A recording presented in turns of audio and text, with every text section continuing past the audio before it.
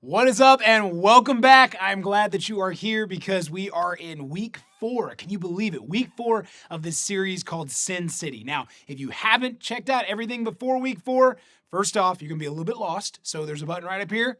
Click it right now, right? Cool. And if you have kept up with everything we're going on, but you also want to dive a little bit deeper, there's a great companion series that we drop on our YouTube channel every Wednesday night. It's going to be right here, this button. So check those out because you don't want to miss all the stuff that you can find in this series. Now today, we continue to kind of open up a little bit of things that Paul was looking at as we look at this thing called spiritual pride and hubris. Before we jump in, the key theme verse, because everything that's talked about in this book, in this letter, is so crucial. We really need to know the heart of where Paul's coming from.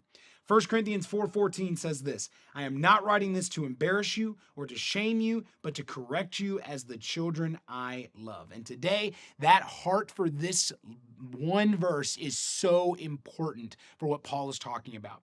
Now, again, Paul dealing with this church in Corinth, they were struggling with a lot of things if you haven't figured that out by week 4. But one of the things they really struggled with was their own personal opinions and their own personal truths that should be how they should be viewed by the status of where they were in the church, how much money they gave, the fact that they knew more or didn't know more, or they weren't messing up as bad. And so much so they were dealing with a whole bunch of stuff. Again, not like we already hadn't touched on a lot of things, but they were suing each other. They were arguing about different areas of the Bible that were true and not true. More on that next week. And they were even getting drunk at communion and yelling at each other. So much so that Paul gave them instructions not to meet together to do communion. Like he was saying, y'all need to be separated and we need to do this in small groups because you guys can't get your life together, right? It was drama. And why? Because they had missed one of the most crucial aspects of what it means to be Christian. Now, if you're not Christian, I'm speaking to you and hope that you will say yes to this because the things I'm going to show you mean so much. But if you are a Christian, if you stumbled upon this or you call the online campus home, let me encourage you. There's a lot about what it means to follow this guy named Jesus that we just don't see the return on investment. We don't see the great things about it on this side of heaven. We just don't. We don't see all the things that we could want on this side of eternity. But what we do gain is probably one of the greatest gifts that God ever left us, because it allows us to kind of let go of where we're going to end up and just enjoy the journey that we're on. It doesn't mean that we don't have stress moments, doesn't mean that we don't get mad, doesn't mean that we don't have fears. It just means that where we are and where our faith lies now stands timelessly attached to this guy named God. And when we get so overwhelmed with that, or we get overwhelmed with how much we tithe to the church, or how much we bring in, or how much we serve, then what we do is we put ourselves on a pedestal above people. And we forget the very mission of what it means to be a Christian. Because it is a thankless job. It's not something that people are going to just be giving you accolades. Christ even said that you will not be loved by the world. The world will always be in constant conflict with you. But I need you to be my hands and feet. I want you to be my hands and feet to change the world just like your life has been changed. 1 Corinthians 2:11 says this, for who knows a person's thought except their own spirit within them? In the same way, no one knows the thought of God except the Spirit of God. Let me break it to you real easy. There is not one of us, not me, not any other pastor, not even the greatest that you know, that has figured out this thing called life.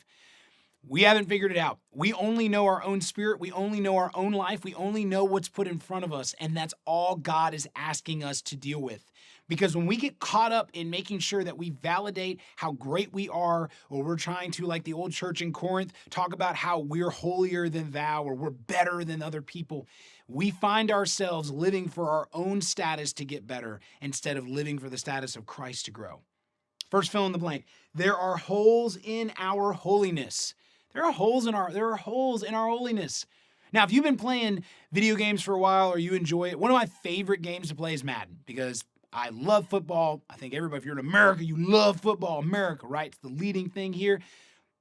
But there's a thing that Madden added a few years ago, maybe even more than that, called MUT, or Madden Ultimate Team, which was essentially saying you could build the God squad of God squads and have whatever team you wanted. You could bring past great legends like Ray Lewis and Ed Reed, or you could have present amazing superstars like Lamar Jackson. If you can't tell, huge Baltimore Ravens fan. Best team ever. We're coming for the chip this year.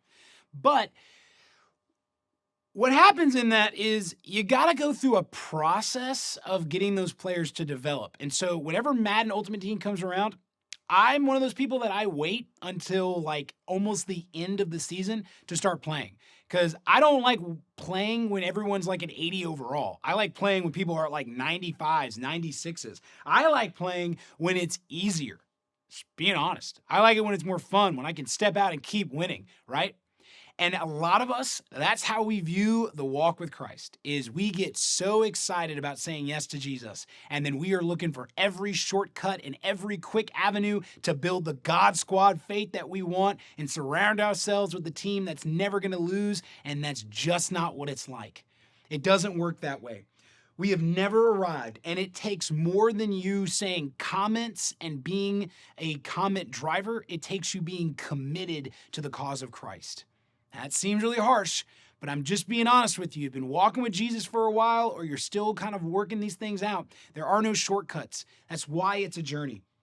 Your spiritual growth is a testament to what God has done through you, not a doctoral degree that you have gained. You haven't figured out a doctoral degree in righteous living. You have just figured out through a journey with Christ what works and what doesn't. And you're adding those things into your life daily. C.T. Studd, one of the greatest theologians, in my opinion, that's ever lived, said this: if Jesus Christ be God and died for me, then no sacrifice can be too great for me to make for him. What sacrifices are we refusing to do? What things are we constantly saying, oh, I'll get to that? I'll just be real honest. There are times I don't want to do things. There are times I don't want to have conversations. There are times I don't want to. Let me be honest with you. Christ gave you life. He gave you life abundantly. And the last thing he wants you to do with this gift is to squander it by sitting on your own pity party and not figuring out how to grow the world. We do this thing at church here at SouthPoint called Servolution, and I love it because we get to be the true hands and feet of Christ. We don't ask for any money. We give a lot of it away because we wanted to show people that they can be loved practically by God. We're not trying to lead them to Christ. We're not trying to write Bible verses and make them repeat them. We're not trying to lead them to this salvation. We're just trying to show them that they're loved. And so many of us get so caught up in our busy life that we can't stop for 5 minutes just to say hi to somebody, let alone take time off to serve. We talk about how we want to grow in our life with Christ, but we can't be a part of a group because everyone will judge us, but we're not open about who we are and honest enough to be honest with the person we see in the mirror. And I know if you're listening to this and you're like, ugh, this is kind of tough. It is, because it requires us to remember that there's holes in our holiness. We haven't figured it all out. There is no perfect way of doing it. There is only a way of growing in your faith daily and accepting that you haven't arrived. 1 Corinthians 4:9 says, instead, I sometimes think God has put us apostles on display like prisoners of war at the end of a victor's parade, condemned to die. We have become a spectacle to an entire world, to people and angels alike. Paul writes this, and when he writes these words, he is encouraging the church, and it doesn't sound encouraging, to not idolize the people of Christ, but to idolize Christ and the mission that he empowered to all people. Second fill in the blank. You can idolize the church and miss Christ. That's right. You can be involved in the church and you can miss Christ himself. And you may be saying, well, no, wait a minute. There's no way. That's not me. I don't do that. I've never done that. That's what you can be saying, and I'm hearing it. I'm hearing it on this side. But have you ever had that opinion when the person you like leading worship isn't the one leading worship? Or you find yourself kind of tuning down what you want to listen to when it's not the speaker or the pastor that's leading? And you may say, well, I don't do that in church. We do that in every part of our life. I do that when a new shoe drops. I don't care about Adidas and Puma. Show me the Air Jordans. Show me the new Jordan that's dropping this month, this year, this week. We're the same way in our lives. It's the same thing in our faith. And what Paul is saying is don't idolize certain people. Idolize Christ. Idolize what God did for you. Idolize the mission to show people that there is something more than just the world they're living in. Mark 16:15, from the very mouth of Jesus, says this, and then he told them, go into all the world and preach the good news to everyone. Not when it's convenient, not when you feel like it, not when you've had the best day, when you got a raise, when everybody's listening to you. Go and show people the good news. And for a lot of us, we see this verse, we hear the words of Paul, we feel like the old church, and we go, I don't know how to do it. And that's okay. So whether you're a Christian walking with Jesus for a while, you're still figuring this out, or you've never heard of this dude, I'm about to show you a way. If you take the next steps I'm going to show you and put them into practice for 30 days, your faith and your impact will grow beyond anything you can imagine. And this sounds like prosperity gospel. This sounds like the Joel Osteen, it's just going to be great. It's not. It's proven facts through the gospel in the Bible. The next fill in the blank, last one, start training. Start training. Start preparing yourself. 1 Corinthians 9:25-26. Therefore, I do not run like someone running aimlessly. I do not fight like a boxer beating the air. Everyone who competes in the game goes into strict training. They do it to get a crown that will not last, but we do it to get a crown that will last forever. The goal of life is to see where we are on the other side of heaven. And I want to live my life making as much of an impact for Christ because that's all that's going to last. C.T. Studd has another quote that says that the only thing that will last is for Christ. That's all I want, is to live my life making impacts for people to know that this guy named Jesus loves them. And once they hear that, it's up to them to take it to the next step. And it's just like anything. And the reason that fill in the blank is training is because we've got to start training our bodies, our spirit, our mind, the same way an athlete does. Recently, over the past year, I've been doing jiu-jitsu, and it's been one of the greatest outlets for me to be able to grow and enjoy this martial art. But I got to be honest, there's some days I'm just not good at it. And there's some days where I got to recover more. There's some days I got to really watch the drills and the lessons more. The same is the way with our faith and making an impact. And so I'm going to issue a challenge. We're about to end. This is my challenge for you. Take the next 5 steps and put them into practice for 30 days. Just 30 days. I promise you, you will see an impact in your life. You will see things in your life that you have never been able to experience because it's just the gospel of how God works. And it's not saying that you're better than other people or you figured out a magic way. You're just adding a rhythm to the season of your life that is timeless. 30 days to a stronger spirit. The first one, you have to stretch your soul and meditate on his word. In the Garden of Gethsemane, where Jesus was facing crucifixion, he was about to be turned over and be tried for a crime he didn't commit, to be taken and unlawfully crucified. He stopped for a minute and prayed to his Father, and he asked for God's wisdom in this moment. I don't care if it's you making a decision on where to eat lunch today, or the woman that you're going to marry, or the man you're going to marry, or the thing you're going to do in life. Go to God. Stretch your soul by praying and meditating. Trust somebody else, because we go to other people for wisdom all the time. Might as well go to the guy that made the universe. So stretch your soul. The next thing, like any good workout program, it starts with your core. If you build your core up, it says that you can do infinitely more, right? And it's not just me saying this, Google it. Like if you build up your core, every part of your body gets stronger. And so it's time to build up the core of your faith. And that means going to the Gospels, Matthew, Mark, Luke, and John. Crack them open, download the app and listen, whatever it is, but read the testimonies of the men that stood with Jesus while he was here. Listen to the stories. Build your core up, because at the end of the day, we can have disagreements on whether or not we should have this type of communion bread or whether we should or should not promote this thing. But Jesus Christ is the timeless piece of our faith, and the very essence of who we should be trying to emulate. We're not going to be perfect, but we can always go back to the foundations of what he laid for us. So build your core through the Gospels every day. This one's a little tougher, but stay with me. Don't pose, pursue.